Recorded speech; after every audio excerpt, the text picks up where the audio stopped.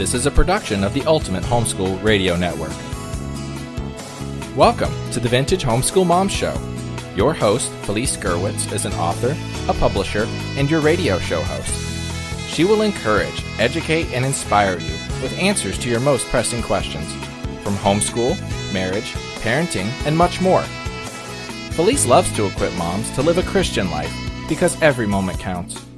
Be sure to visit her website at mediaangels.com.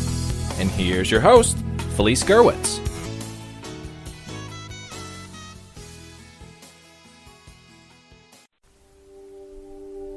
Are you looking for a Bible study for the entire family? Well, I created one after searching for months for a study that would encourage my family to have group discussions, teach life truth, as well as point to God as creator. So, since I couldn't find one, I created one. Homeschooling with Proverbs. I didn't want to zoom through the book of Proverbs in 1 month, as some suggest. Instead, I wanted to savor and meditate on the words and have the entire family on the same page. If you want a Bible study written for the entire family with specific audios and activities from pre-K to adult, look no further. This set can be used studying 1 lesson per month or completed in 9 months or sooner. The option is yours. In this set, you will find audios, printables, and when completed, you and your children will have a beautiful keepsake notebook. Visit homeschoolingwithproverbs.com for more information and begin studying the book of Proverbs. Allow God's Word to speak to you.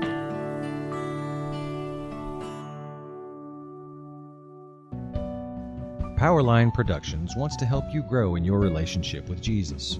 Because of this, we offer a wide variety of books and ebooks about homeschooling, homeschool classes, and Bible study workshops like Real Men Build. Pastor Mike and Meredith Curtis, along with their daughter Katie Beth Curtis, have written this comprehensive Bible study to help men of all ages grow in leadership in the home, in the church, and in the world. Learn more at powerlineprod.com. That's POWERLINEPROD.com. Powerline Productions, being world changers, raising world changers.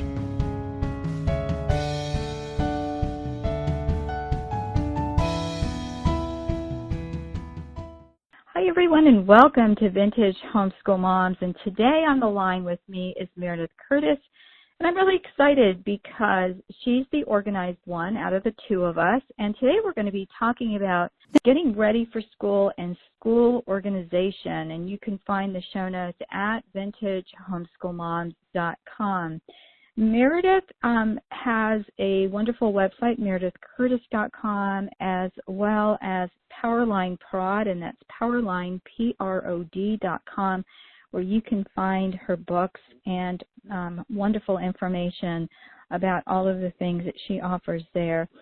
And Meredith, today we are going to be talking about getting ready for school, and I know as we're recording this, it's August. But I'm really happy to be talking about this because we want to start out the school year ahead instead of behind. So if you're thinking about starting school at a different time of the year, this might be something you want to do before then. So first, welcome, and anything you want to share with us before we get started? Just how exciting it is, I think, to start the school year with an organized homeschool, because I know by the end of the year for me, Felice, I have so much clutter everywhere, and I have piles of books everywhere. The kids have piles of books everywhere. So, I may start out the year organized, but by the end of the year, I'm ready to reorganize. So I'm really excited to talk about this today. Yeah. Well, I'm going to add some of the fun things that we do when we start our school year, which have been really helpful to me. And, everything that I'm going to be sharing is the wonderful blessings that I've received in children that are organized. So I'll be sharing a little bit more about that and some of the things that my kids have helped me do. But yeah, let's talk about this. So what would be one of the, first things? Obviously, we want to clean out and declutter and, maybe look at some books that we have. But what is, one of the first things that we can do to get organized? Well, I know for me, the first thing I do is I take all the things from last year and I file them away. I kind of weed through the kids' school stuff. What do I want to save? What do I want to get rid of? I never throw away writing papers because we can always rewrite those later in writing classes. And I, file all that stuff away in totes or a filing cabinet. And then I go through, a lot of the books, they're out, maybe textbooks. They go back on their place on the shelf. And that's just basically, I like to start with putting everything from the year before away. And then I like to kind of sit down with a cup of coffee and with the Lord and just kind of think, what really went well this past year? What went poorly? What curriculum do I never, ever want to use again?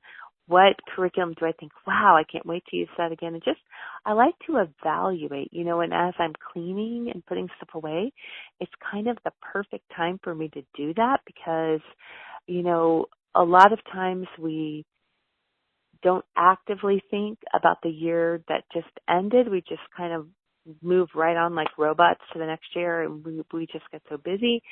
So that's kind of a neat time for me to kind of not just declutter the homeschool room, but declutter my brain and sort of get those thoughts out. I think that's great. One of the things that I do with my kids at the end of the year is I do save all of their, we get rid of the materials that we don't need, and then they put together kind of an end of the year book, which they've been working on throughout the year. So they would have work samples from the beginning, middle, and end of year because we always had evaluations each year. And even if they did take my kids didn't take standardized tests, they just took the SAT when they were ready for college entrance. We never did test. I did maybe once or twice with Neil and Christina.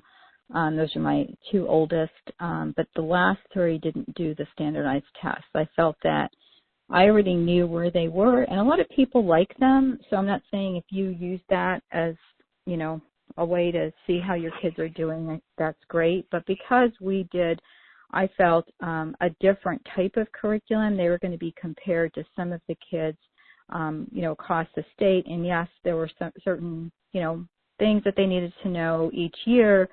But like, for example, we might have learned American history and government years before they were supposed to know that. So, right. And then some things we might learn later, like, micro and macroeconomics. So that may have not been, when that should have been learned.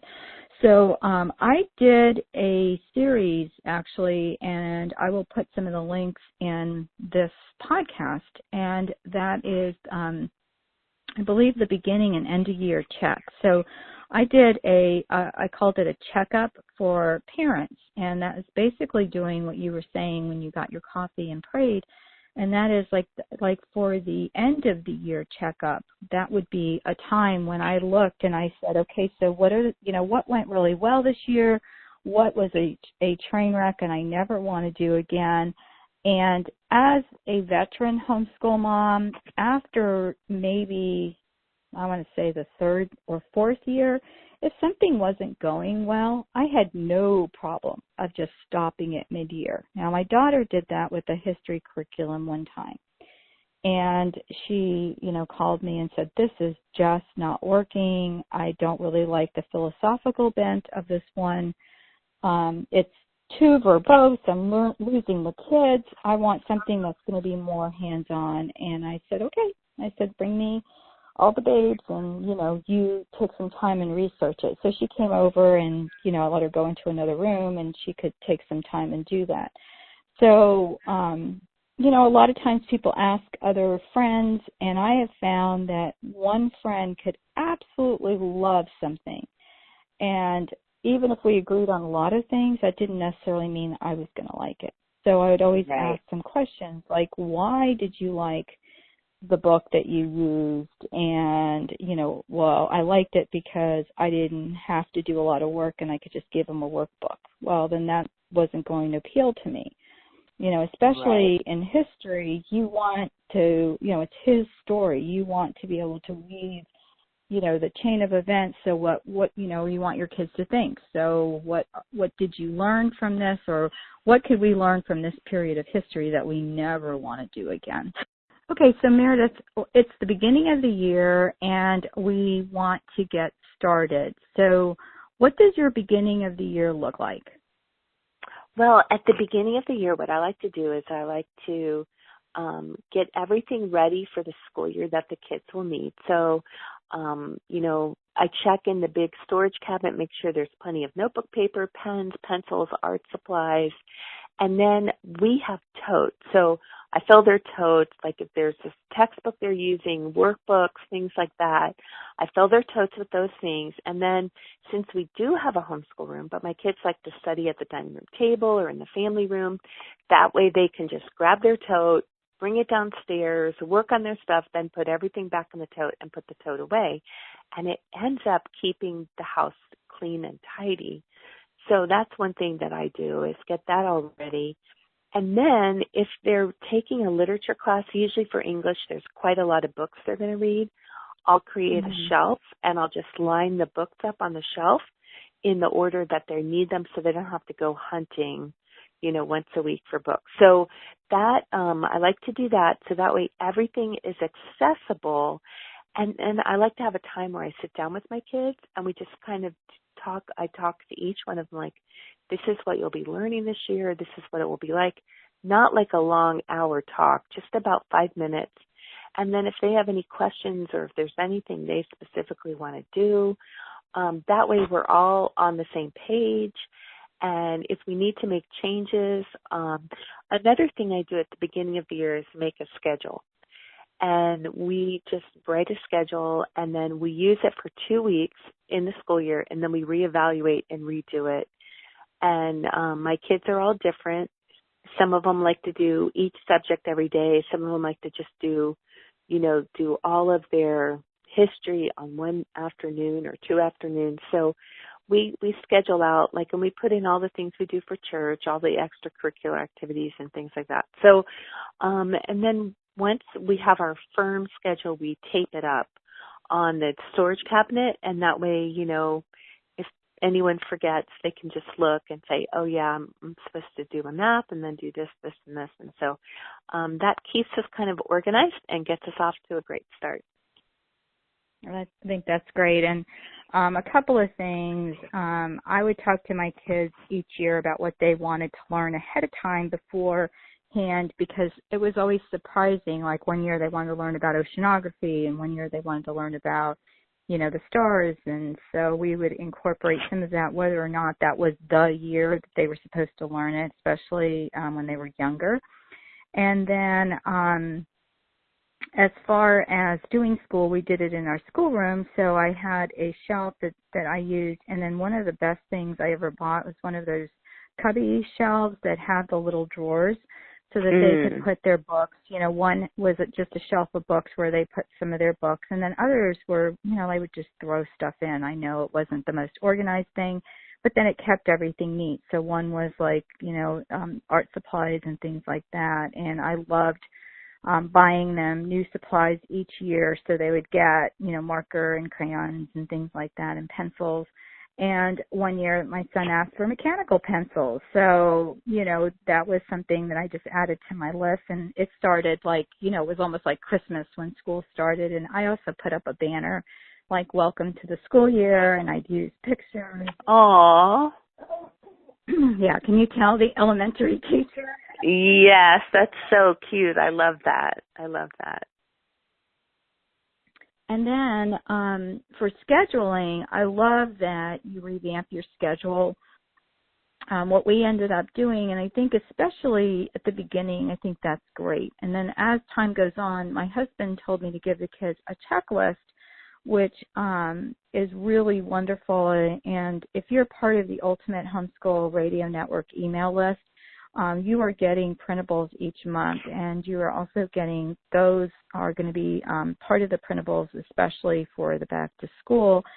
And so you can use those or make your own. But I had a checklist for the kids so they could go through and check off all of the stuff that they did each day, or like you said, some days we would skip things, and I would always make it, depending on what we were doing that year.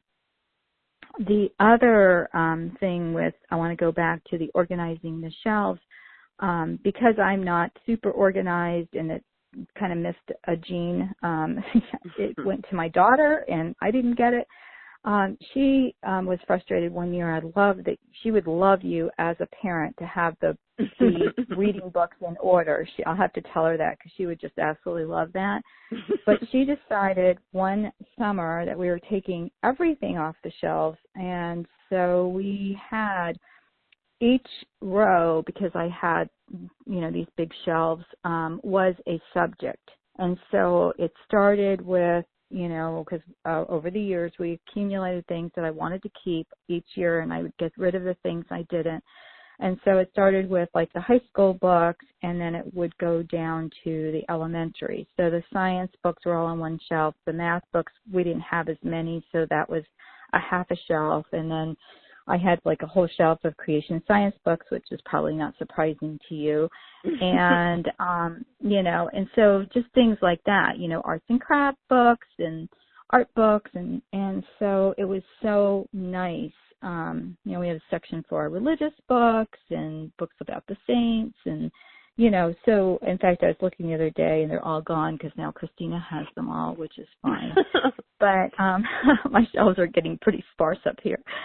So it does kind of make it so much easier when you know that, here are your books. So we had a portable shelf where we would put our books for the year. And so we kind of did the same thing you did with your reading books, but that was like some of our history books that we were going to read. Because I'm sure you did as well, we did a lot of biographies.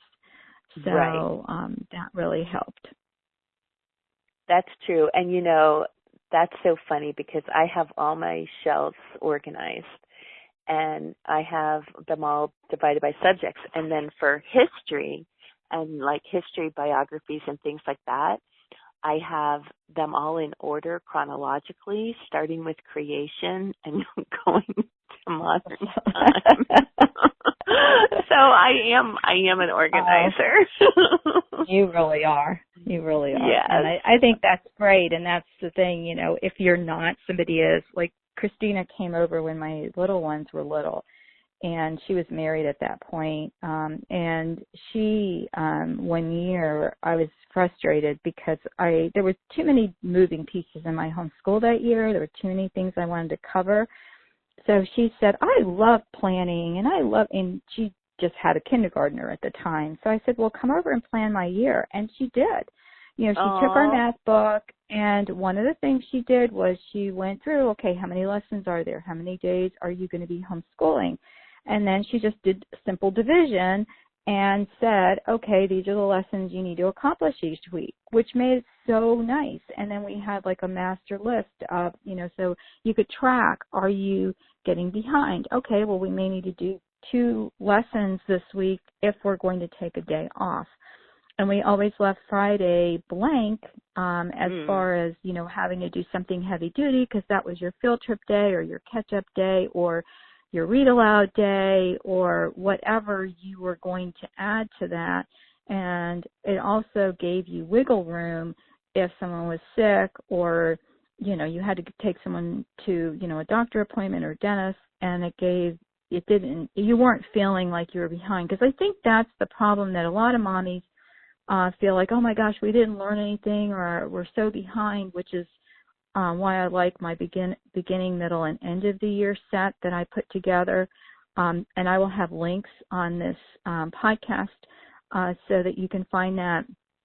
And that's a checkup to see, what are you thinking in the beginning of the year? What are you going to focus on? And then also look at the end of the year. How did you do? And I don't think I did a podcast on the middle of the year, but that set is available in the Media Angels membership site. So Meredith, as we are closing up here and getting organized for the school year, is there anything that you want to add? I think that I think you're right. I think if you get organized at the beginning, and especially like laying out their, like what Christina did is what I do as well, like laying out, not like we're not going to get off track a little bit, but it gives us a, kind of a game plan. I think that one of the things I also do is schedule in an empty week in the spring and the fall, just because sometimes there's sickness or unexpected trips or things like that. But I think if you start the year off organized, it gives everyone just a sense of, okay, we're on track, we know what we're doing, and then it's easier to say, hey, let's do something different today, and what you need to do to stay on target. It makes it easier, especially because we all have those children that like to know what the plan is and are we on track. And so, and then stay lighthearted and fun, because God wants us to enjoy learning and homeschooling. Those years, gosh, we both know they go by so fast. And so to be able to start and really enjoy one another, and I think it's really something special that we have as we start a new year, because pretty soon we'll be looking back and saying, oh, I miss those days, and saying to our children, hey, can I come over and help you homeschool the grandchildren? I know, right? Well, Grandma does art with the kids, and if you are a Facebook friend, I have that on my wall this summer. Actually, it was Easter break. I had my 4 kids that are my niece's children, and some of my grandchildren. I didn't have Christina's 2 littlest ones. And we did art here, and it was really, really fun. The kids all painted, and we had a really good time. And it's, something that they're not going to get a chance to do as much on their own or at home. It's really cute because they start some paintings, and then Alex brought a painting the other day, and he said, Grandma, we need to fix this. So it's just like, I go, no, you did the colors really well. We just need to put some detail in. And so it was fun, but you're right. This will be the first year since 1986, and I'll let you guys do the math, that I am not beginning a homeschool year. And even though my son was involved and my daughter, the last 2, in some dual enroll classes, they were not full-time students. They had actually finished homeschooling early, and instead of just going on to college, they did some college courses while they were at home. So it did count for dual enrollment credit. And as one of my friend who does the transcripts for us, she looked at it and she goes, Mike has one of the most eclectic high school college credits I've ever seen. And part of it was he took classes he was interested in because he didn't really need them for credit.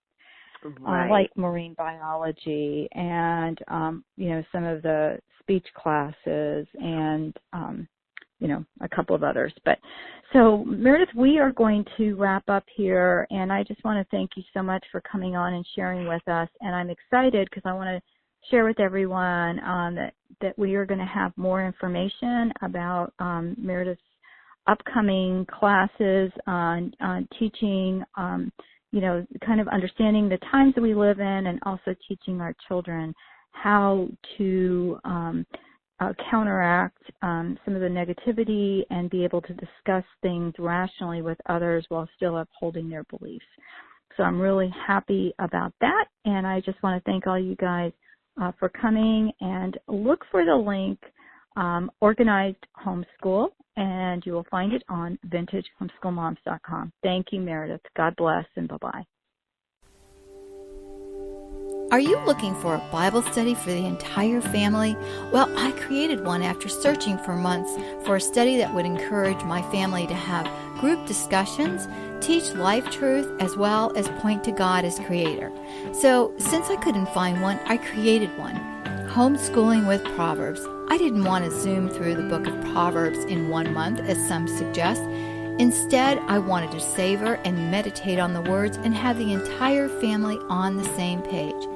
If you want a Bible study written for the entire family with specific audios and activities from pre-K to adult, look no further. This set can be used studying 1 lesson per month or completed in 9 months or sooner. The option is yours. In this set, you will find audios, printables, and when completed, you and your children will have a beautiful keepsake notebook. Visit homeschoolingwithproverbs.com for more information and begin studying the book of Proverbs. Allow God's Word to speak to you.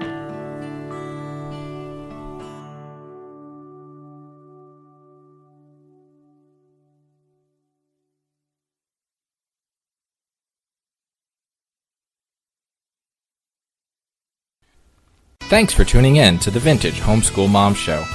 Visit Felice at MediaAngels.com and TheVintageHomeschoolMoms.com. Vintage Homeschool Moms is a production of the Ultimate Homeschool Radio Network.